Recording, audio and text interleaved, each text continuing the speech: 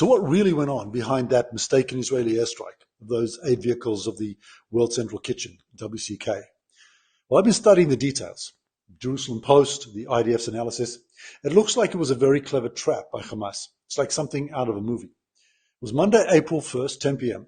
A convoy of 3 WCK vehicles starts driving southwards, and an IDF drone unit observes some serious inconsistencies. 10:20 p.m., a guy jumps on the roof on the vehicles and starts shooting into the air.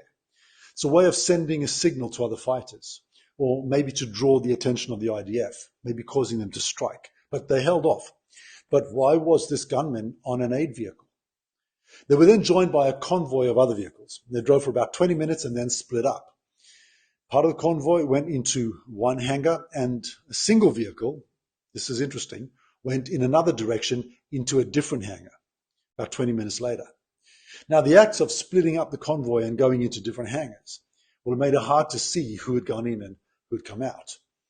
Something else that increased the complexity was that the convoy was using Toyota pickup trucks, which are usually a characteristic of Hamas, white pickups, Corollas.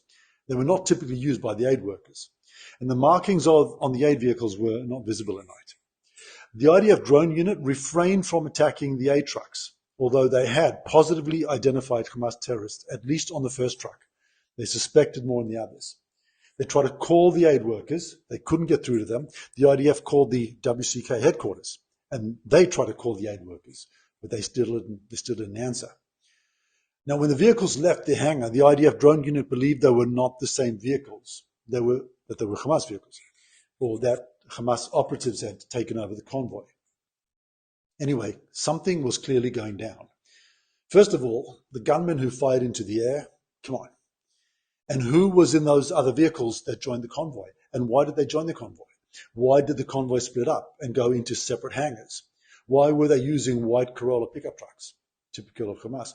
Why did none of the aid workers answer their phones when they were called both by the IDF and by their employer? Well, the reason, I think, is that Hamas had them at gunpoint. It looks like the kind of thing drug dealers do to confuse the cops. I think the Hamas fighters hijacked the convoy, threatened the aid workers to stay silent and follow their instructions, and fired into the air to make sure the IDF was watching. Then they made it look like a terrorist operation was going down. The lone vehicle that split from the convoy and drove in the opposite direction, I think that was the Hamas fighters getting away from the scene. They knew the trap was set, and the IDF would probably strike the other vehicles.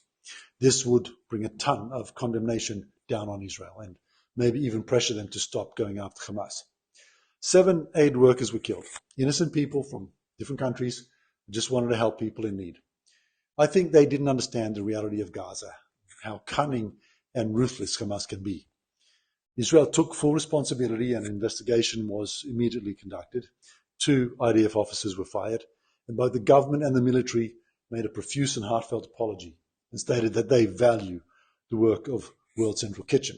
Now, the CEO of WCK accused Israel of intentionally targeting the vehicles, but that is ridiculous. Seriously, it's rubbish. It makes no sense for Israel to do that.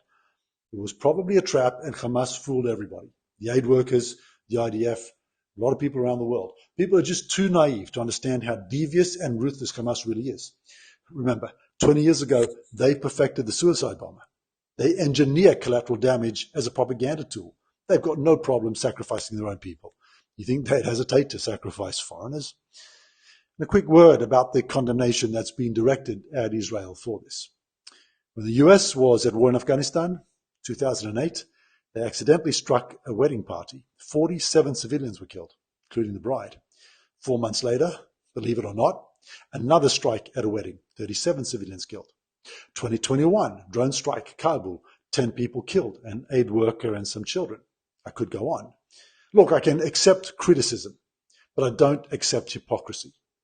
Anyway, what's obvious is that Hamas wants this war, and they're playing it like a game of chess.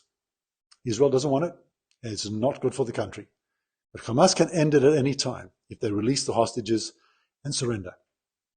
And the sooner they do that, the better for everyone. Thank you for watching.